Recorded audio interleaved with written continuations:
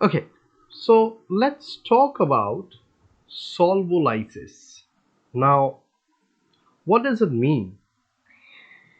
Here you can find that there is the word solvent hidden in it and lysis.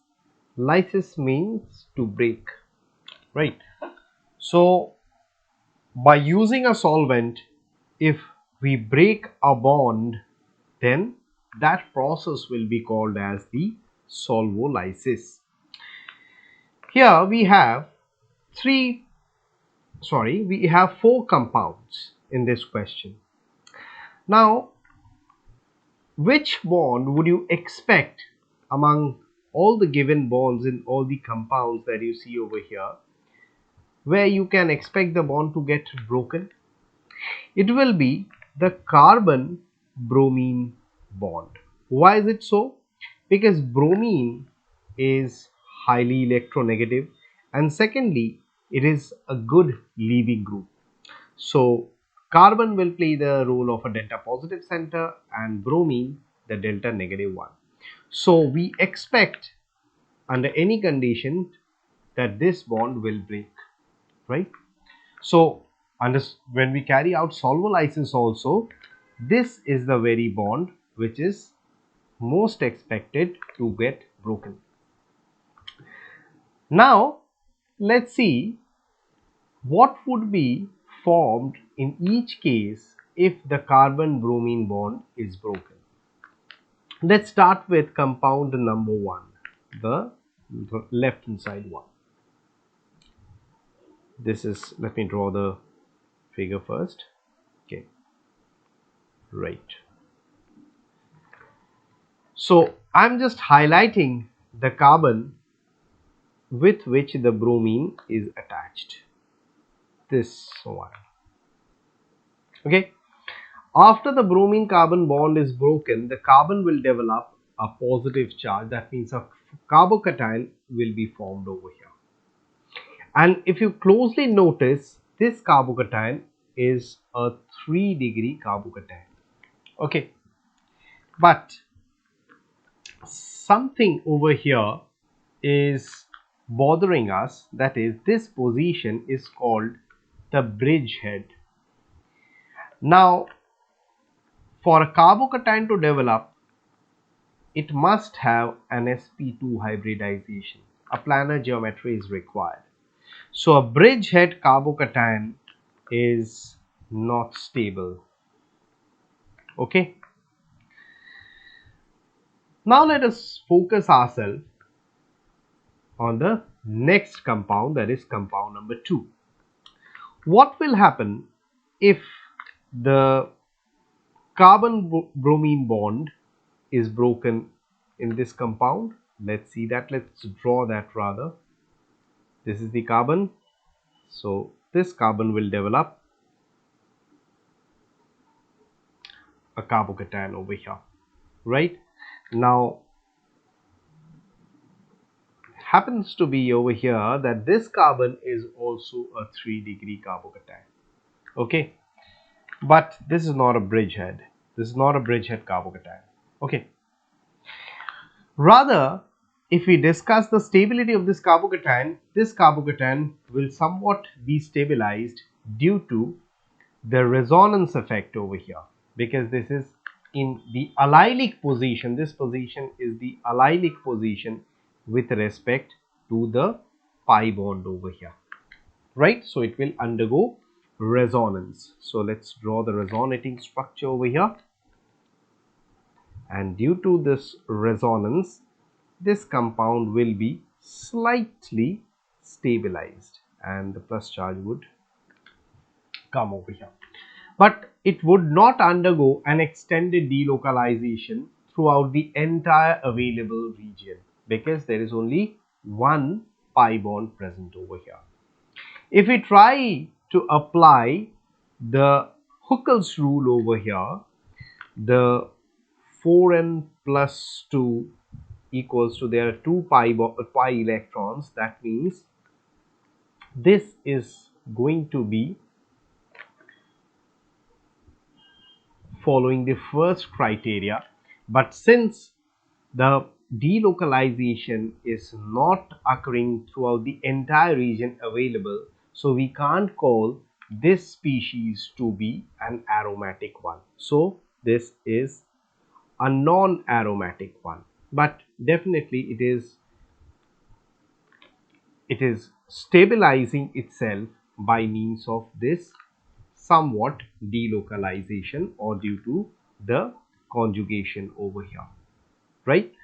Now let us discuss number 3 and number 4 compounds. Let's see. First, let me draw them.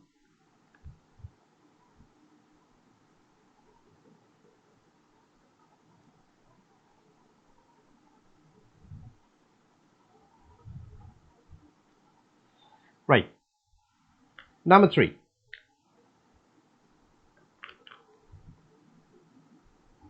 I'll break the carbon-bromine bond and draw the carbocation formed. Once again, we see that it is a 3-degree carbocation, and in this case also there is a resonance stabilization. See, it will undergo resonance.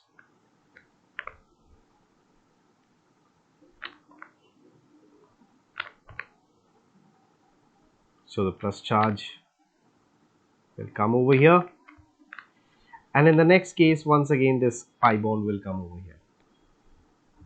Okay, so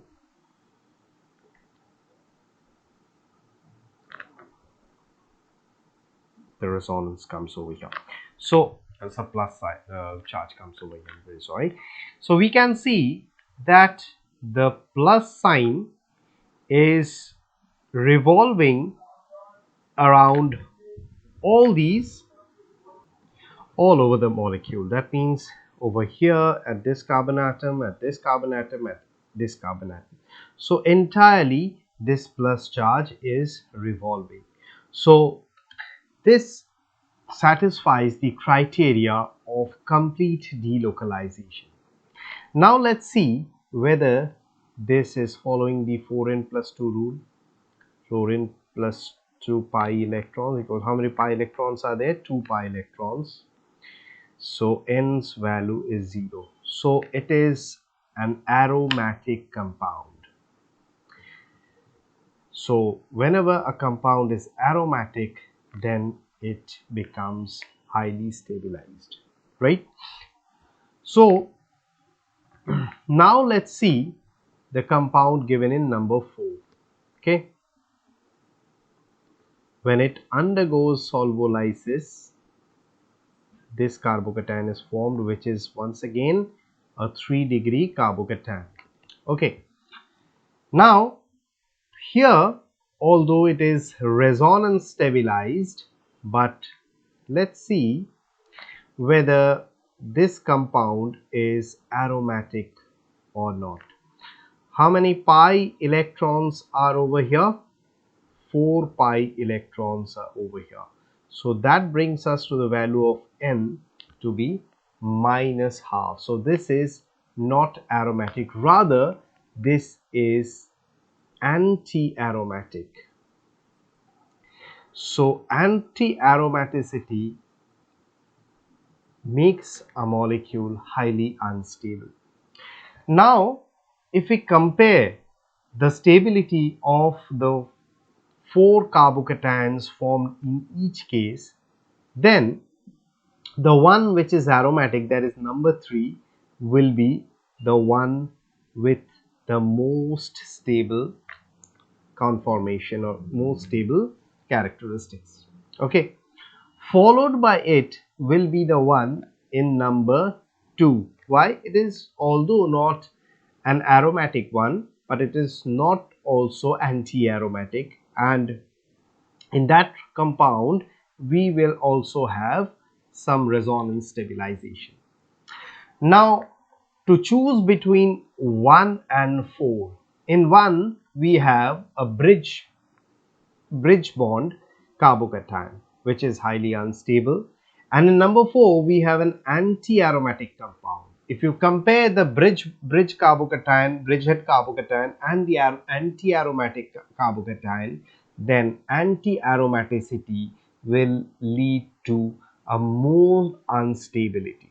So number 1 will be ahead of number 4. So this is the trend. Now let us check which option does it match with. 3, then 2, then 1, then 4. So 3, 2, 1, 4. Option number C.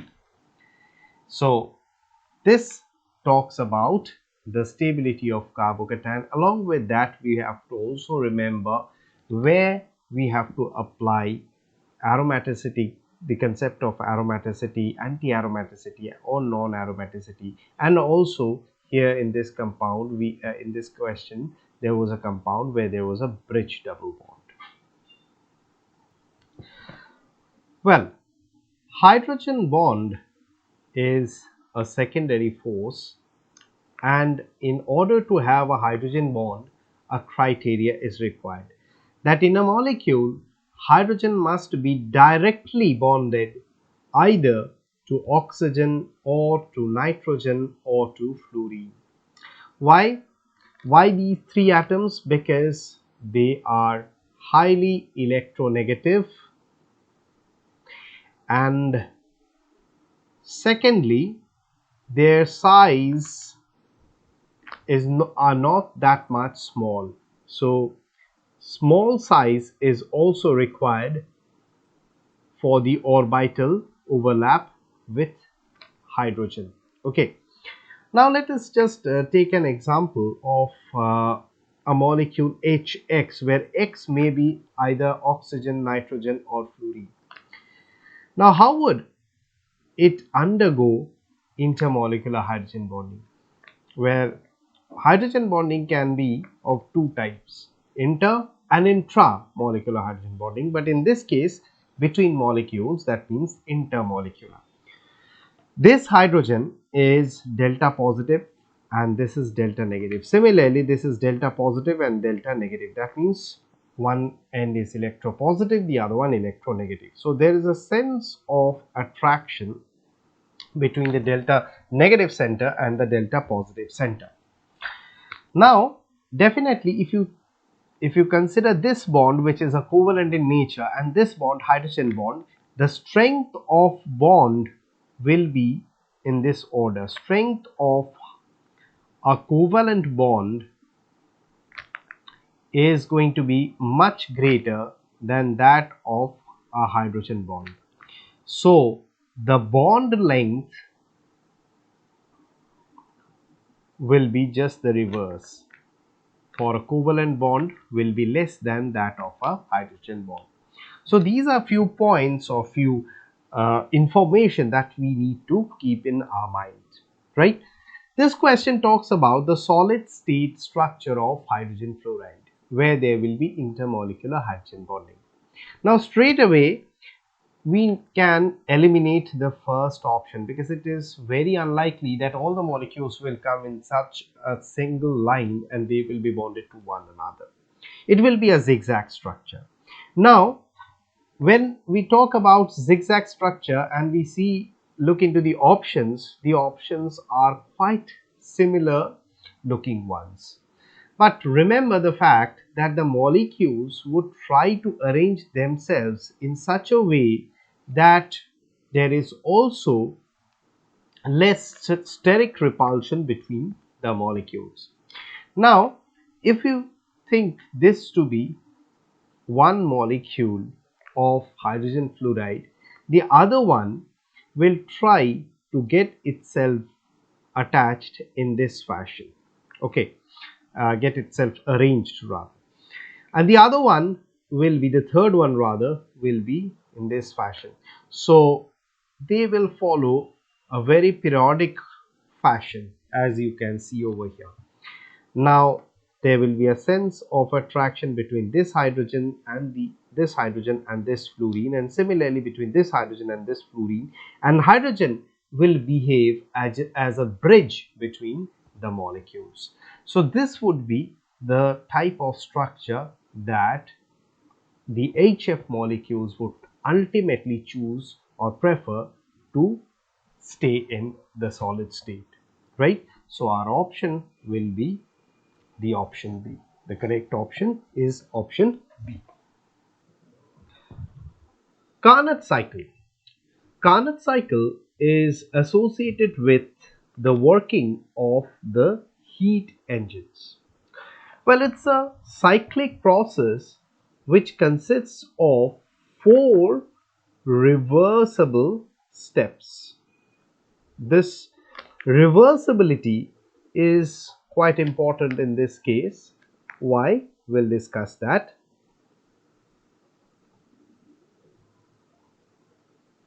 Right. Now, out of these 4 steps, the first one is an isothermal expansion. The second one is a diabatic expansion. The third one is isothermal compression.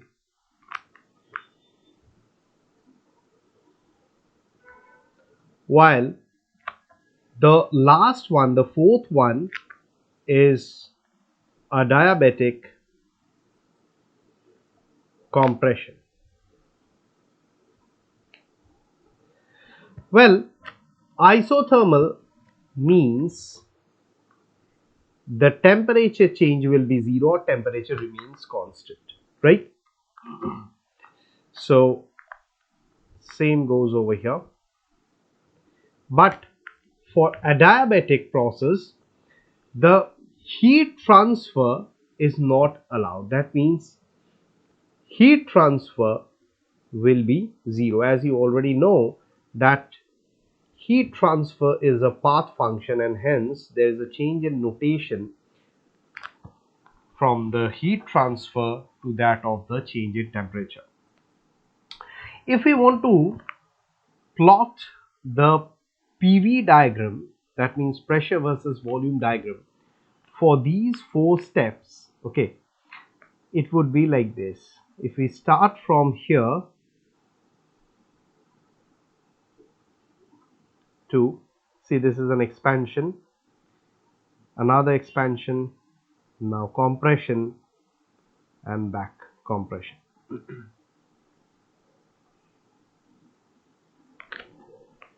Well, I'll redraw this.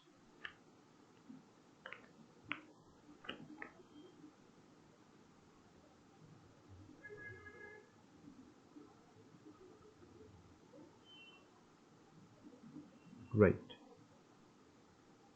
This is 1, 2, 3, 4. See, the first 2 steps are sorry, expansion, so volume increasing, and the second and the third and the fourth are compression. But in this case, we have to consider, or we have to focus ourselves on the temperature versus entropy curve. For this, we must know the correlation between the heat transfer and entropy for a reversible reaction. What is that? The change in entropy for a reversible process is the heat transfer by the temperature. Okay, so since the first process or the first step is an isothermal one, so in this case it will represent a straight line parallel to the x-axis. The second one, the second step, is an adiabatic expansion. So adiabatic means the heat transfer is 0. So according to this formula, the entropy change will also be 0. That means isoentropic. Okay. Third one is once again isothermal. So it will be a parallel line to the x-axis, and the fourth one is once again adiabatic, that means isoentropic.